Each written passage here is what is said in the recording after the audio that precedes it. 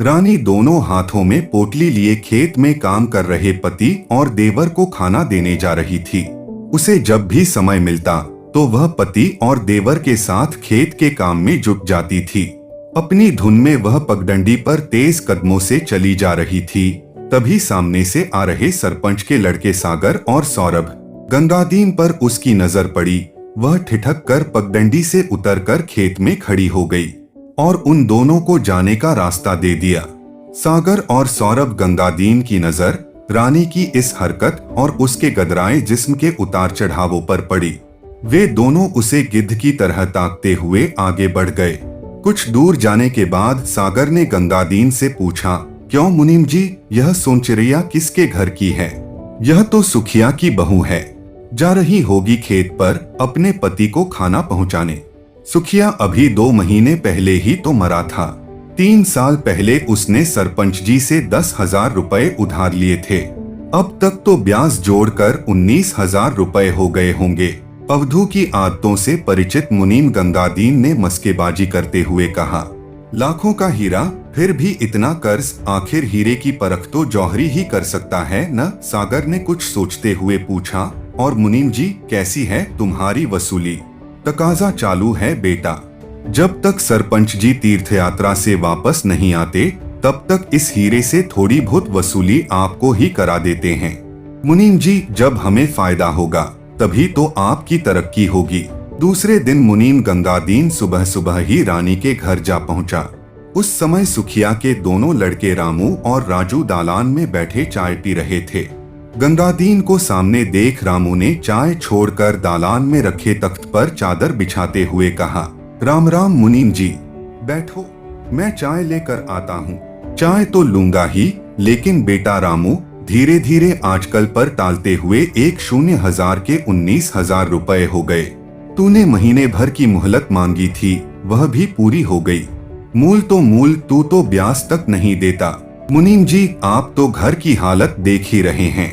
कुछ ही दिनों पहले राजू का घर बसाया है और अभी अभी पिताजी भी गुजरे हैं। रामू की आंखों में आंसू भर आए। मुनीम गंगादीन ने कहा, मैं तो समझ रहा हूँ, लेकिन जब वह समझे जिसकी पूंजी फंसी है तब। वैसे तूने महीने भर की मोहलत लेने के बाद भी फूटी कौड़ी तक नहीं लौटाई। तब तक रानी गंगादीन के लिए चाय लेकर आ गई। गंगादीन उसकी नाजुक उंगलियों को छूता हुआ चाय लेकर सुरकने लगा और राजू चुपचाप बुत बना सामने खड़ा रहा। देख राजू, मुझसे जितना बन सका उतनी मोहलत दिलाता गया। अब मुझसे कुछ मत कहना। वैसे भी सरपंच जी तुझसे कितना नाराज हुए थे। मुझे एक रास्ता और नजर आ रहा है, अगर तू कहे तो। कहकर गंगादीन रुक गया। कौन सा रास्ता? रामू और राजू ने एक साथ पूछा। तुम्हें तो मालूम ही है कि इन दिनों सरपंच जी तीर्थ यात्रा करने चले गए हैं। आजकल उनका कामकाज उनका बेटा सागर ही देखता है। वह बहुत ही सज्जन और सुलझे विचारों वाला है। तुम उससे मिल लो, मैं सिफारिश कर दूंगा। वैसे तेरे वहां जाने से अच्छा है कि तू अपनी बीवी को भेज दे, औरतों का असर उन पर जल्दी पड़ता है। किसी बात की चिंता न करना, मैं वहां रहूंगा ही, आखिर इस घर से भी मेरा पुराना नाता है। मुनीम गंगादीन ने चाय पीते पीते रामू व राजू को भरोसे में लेते हुए कहा। रानी ने दरवाजे की ओट से मुनीम की सारी बातें सुन ली थीं। रामू रानी को सागर की कोठी पर अकेली नहीं भेजना चाहता था, पर रानी सोच रही थी कि कैसे भी हो वह अपने परिवार के सिर से सरपंच का कर्ज उतार फेंके। दूसरे दिन रानी सरपंच की कोठी के दरवाजे पर जा पहुंची। उसे देखकर मुनीफ गंगादीन ने कहा, बेटी अंदर आ जाओ। रानी वहां जाते समय मन ही मन डर रही थी, लेकिन बेटी जैसे शब्द को सुनकर उसका डर जाता रहा। वह अंदर चली गई। मालिक, यह है सुखिया की बहू। 4 साल पहले इसके ससुर ने हमसे 10,000 रुपए कर्ज लिए थे, जो अब ब्याज समेत 19,000 रुपए हो गए हैं। बेचारी कुछ और मोहलत चाहती है। मुनीम गंगादीन ने रानी की ओर इशारा करते हुए सागर से कहा, जब 4 साल में कुछ भी नहीं चुका पाया तो और कितना समय दिया जाए? नहीं नहीं, अब और कोई मोहलत नहीं मिलेगी। सागर अपनी कुर्सी से उठते हुए बोला, देख ऐसा कर, ये कान के बुंदे बेचकर कुछ पैसा चुका दे। सागर रानी के गालों और कानों को छूते हुए बोला। और हाँ, तेरा यह मंगलसूत्र भी तो सोने का है। सागर उसके उभारों को छूता हुआ मंगलसूत्र को हाथ में पकड़कर बोला। रानी इस छुअन से अंदर तक सहम गई। फिर भी हिम्मत बटोरकर उसने कहा, यह क्या कर रहे हो छोटे ठाकुर? तुम्हारे गहनों का वजन देख रहा हूँ। तुम्हारे इन गहनों से शायद मेरे ब्याज का एक हिस्सा भी न पूरा हो। कहकर सागर ने रानी की दोनों बाजुओं को पकड़कर हिला दिया। अगर पूरा कर्ज उतारना है तो कुछ और गहने लेकर थोड़ी देर के लिए मेरी कोठी पर चली आना। सागर ने बड़ी बेशर्मी से कहा। हाँ, फैसला जल्दी से कर लेना कि तुझे कर्ज उतारना है या नहीं। कहीं ऐसा न हो कि तेरे ससुर के हाथों लिखा कर्ज का कागज कोर्ट में पहुंच जाए। फिर भेजना अपने पति को जेल। खेत घर सब नीलाम कराकर सरकार मेरी रकम मुझे वापस कर देगी और तू सड़क पर आ जाएगी। रानी इसी उधेड़बुन में डूबी पगडंडियों पर चली जा रही थी। अगर वह छोटे ठाकुर की बात मानती है तो पति के साथ विश्वासघात होगा। अगर वह उसकी बात नहीं मानती तो पूरे परिवार को दर दर की ठोकरें मिलेंगी। कुछ दिनों बाद मुनीन गंगादीन फिर रानी के घर जा पहुंचा और बोला, बेटी सुनिए ना, कर लिया फैसला? क्या अपने गहने देकर ठाकुर का कर्ज चुकाएगी? हाँ, मैंने फैसला कर लिया है। बोल देना छोटे ठाकुर को कि मैं जल्दी ही अपने कुछ और गहने लेकर आ जाऊंगी कर्जा उतारने। उससे यह भी कह देना कि पहले कर्ज का कागज लूंगी फिर गहने दूंगी। ठीक है, वैसे भी छोटे ठाकुर सौदे में बेईमानी नहीं करते। पहले अपना कागज ले लेना फिर। वहीं खड़े रानी के पति और देवर यही सोच रहे थे कि शायद रानी ने अपने सोने और चांदी के गहनों के बदले पूरा कर्ज चुकता करने के लिए छोटे ठाकुर को राजी कर लिया है।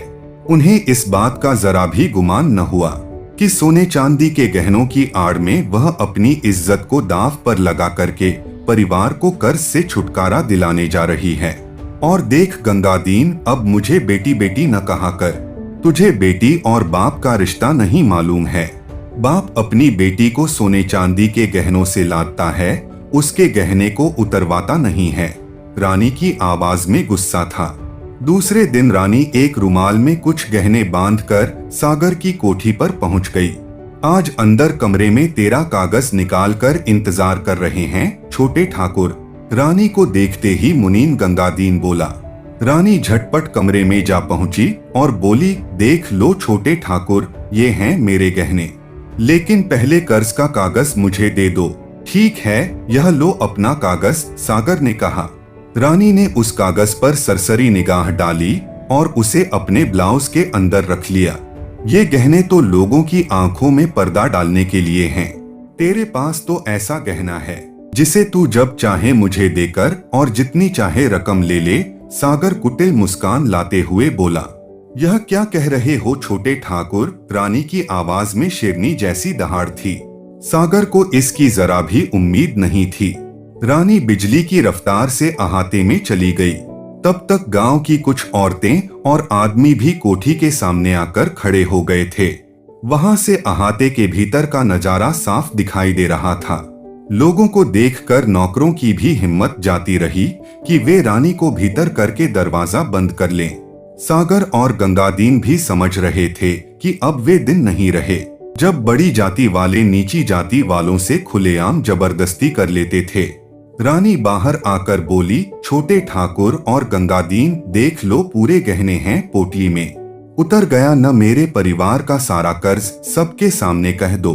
हाँ ठीक है, सागर ने घायल सांप की तरह फुंफकार कर कहा। सभी लोगों के जाने के बाद सागर और गंगादीन ने जब पोटली खोलकर देखी तो वे हारे हुए जुआरी की तरह बैठ गए। उसमें रानी के गहनों के साथ साथ गंगादीन की बेटी के भी कुछ गहने थे, जो रानी की अच्छी सहेलियों में से एक थी। अब मैं अपनी बेटी के सामने कौन सा मुंह लेकर जाऊंगा? क्या रानी उससे मेरी सब करतूतें बताकर ये गहने ले आई है? सोचकर गंगादीन का सिर घूम रहा था।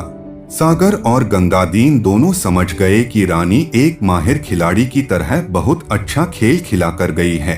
तो दोस्तों, इसलिए हमेशा चालाकी से काम लेना चाहिए।